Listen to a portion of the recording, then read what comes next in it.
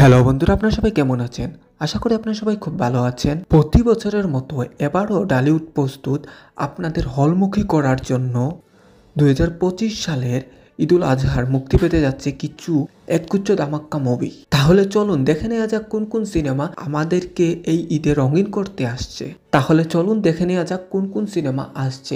Release হয়ে যাওয়ার মধ্যে 5 নম্বর তালিকা যেটি আছে সেটি হলো পিনিকে। জাহিদ জুয়েল পরিচালিত রিভেঞ্জ ড্রামা পিনিকে থাকছেন শবনাম বুবলি এবং আদর আজাদ। এই মুভিটি একজন নারীভিত্তিক মুভি হওয়ার আশঙ্কা দিয়েছে। এই মুভিতে অ্যাকশন, আবেগ এবং অনেক জিনিস দেখানো হয়েছে। এখন দেখা যাক মুভিটা কেমন হয়। এখন যদি আসি আরেকটা মুভির কথা, যেটি 4 নম্বরে রয়েছে, সেটি হলো উৎসব। কিন্তু উৎসব মুভিটি ফাটাফাটি হবে, কারণ এই মুভিতে যারা রয়েছে তাদেরকে কি বলবো, জাহিদ হাসান, জয়া হাসান, অপি করিম, চঞ্চল চৌধুরী এবং আফসানা মিমি সহ আরও অনেক শিল্পী। এটি একটি পারিবারিক সিনেমা, যেখানে পারিবারিক সম্পর্ক এবং আত্মীয় পরিচয়কে কেন্দ্র করে এই গল্পটি এগিয়েছে। এই ঈদের পরিবারের সবাইকে নিয়ে দেখার মতন একটি ছবি, আর আশা করছি এই মুভিটি বিশেষ করে খুব ভালো হবে। বিখ্যাত উপন্যাস ক্রিসমাস ক্লেরল অবলম্বনে নির্মিত এই সিনেমাটি। এখন যদি আসি আরেকটা মুভির কথা, যেটি 4 নম্বরে রয়েছে, সে টগর। এই মুভিতে অ্যাকশন, আবেগ এবং অনেক জিনিস দেখানো হয়েছে। এখন দেখা যাক মুভিটা কেমন হয়।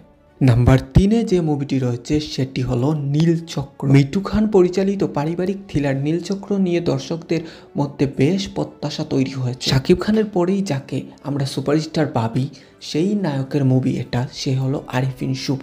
তার সাথে অভিনয় করছে মন্দিরা চক্রবর্তী। এই সিনেমাতে দেখা যাবে ওনাকেও। আরিফিন শুভ লম্বা বিরতির পর এটি একটি প্রত্যাশিত কামব্যাক হতে পারে। এটির থ্রিলার কি আপনাদেরকে আদৌ ধরতে পারবে এবং এটির থ্রিলার কেমন, এটা আপনাদেরকে জানতে হলে আপনাদেরকে মুভিটা দেখতে হবে। মুভিটা দেখুন এবং বলুন মুভিটা কেমন হয়েছে। এখন নাম্বার 2-এ যে মুভিটা রয়েছে, সেই মুভিটার নাম হলো ইনসাফ। সঞ্জয় সাদমান পরিচালিত অ্যাকশন ড্রামা মুভি ইনসাফ। এই চলচ্চিত্রে অভিনয় করেছেন মুশাররফ করিম, শরীফুল রাজ এবং তাসনিয়া ফারিন। এই মুভিটি হলো কমার্শিয়াল অ্যাকশন মুভি, যাতে দেখানো হয়েছে একজন গ্যাংস্টারের বড় হওয়া এবং আপস অ্যান্ড ডাউন, এই নিয়েই মুভিটা। এবং দেখে নেওয়া যাক এই মুভিটা ঈদের সময় কেমন পারফর্ম করে। বিশেষ করে তাসনিয়া ফারিন, শরীফুল রাজ এবং মুশাররফ করিমকে বেশ ভালো লাগছে এই মুভিতে। এখন যদি নাম্বার 1-এ আসি, নাম্বার 1 মানে সবাই কি বোঝে? বাংলাদেশে নাম্বার 1 এগিয়ে আছে। নাম্বার 1 শাকিব খান, কিং খানের সিনেমা প্রথমেই থাকবে, এটাই তো স্বাভাবিক, তাই না? রায়হান রাফি পরিচালিত মেগা স্টার শাকিব খান অভিনীত তাণ্ডব ঈদুল আজহা 2025-এ মুক্তি পেতে যাচ্ছে। এই মুভিটির বাজ কি বলবো ভাই, এই মুভিটির অনেক বাজ রয়েছে। এই মুভিটির অনেক চর্চা সব দিকে। এই মুভিটার হাইপ 100-এ 100 আছে ভাই।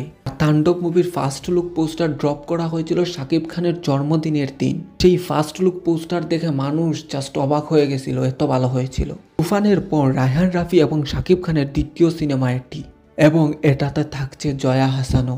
এটি একটি রাজনৈতিক থ্রিলার মুভি এবং এটিতে কি দেখানো হয়েছে, সমাজের পক্ষে কেন লড়াই করছে এবং কি হয়েছে ওদের সাথে। এই কমার্শিয়াল অ্যাকশন থ্রিলার মুভি আপনার দেখতে হলে আপনাকে ঈদে গিয়ে এই মুভিটি হলে দেখতে হবে। মুভিটার যে হাইপ রয়েছে, অন্য কোনো মুভি এই মুভির দ্বার প্রান্তে আসতে পারবে বলে আমার মনে হয় না। যে মুভিগুলো ভালো, অবশ্যই সেই মুভিগুলো ভালো বিজনেস করুক, এটাই চাই। বাংলা ইন্ডাস্ট্রি আরও বেশি এগিয়ে যাক। আর আপনাদের কাছে রিকোয়েস্ট, ভালো সিনেমাকে অবশ্যই ভালো বলবেন এবং ভালো সিনেমা দেখতে যাবেন হলে। যদি সিনেমা ভালো হয় অবশ্যই সিনেমাটি হলে গিয়ে দেখবেন। বাংলা সিনেমা ইন্ডাস্ট্রি বা মিউজিক ইন্ডাস্ট্রি, যে কোনো ইন্ডাস্ট্রি হোক, আমরা যদি সাপোর্ট না করি, জনগণ যদি সাপোর্ট না করে, তাহলে ওরা এগিয়ে যাবে কেমন করে? আপনারা অবশ্যই ভালো সিনেমা হলে দেখতে যাবেন। আর আপনারা কোন সিনেমাটি দেখার জন্য সবথেকে বেশি অপেক্ষা করছেন কমেন্ট করে জানাতে ভুলবেন না। আর হ্যাঁ, ভিডিওটি ভালো লেগে থাকলে অবশ্যই ভিডিওটি লাইক করুন, বন্ধুদের সাথে শেয়ার করুন এবং আমার চ্যানেলটি সাবস্ক্রাইব করতে একদমই ভুলবেন না। তাহলে দেখা হবে পরবর্তী ভিডিওতে। ততদিন পর্যন্ত ভালো থাকুন, সুস্থ থাকুন আর ঈদ মুবারক। মন ভালো রাখবেন, নিজের উপর বিশ্বাস রাখবেন।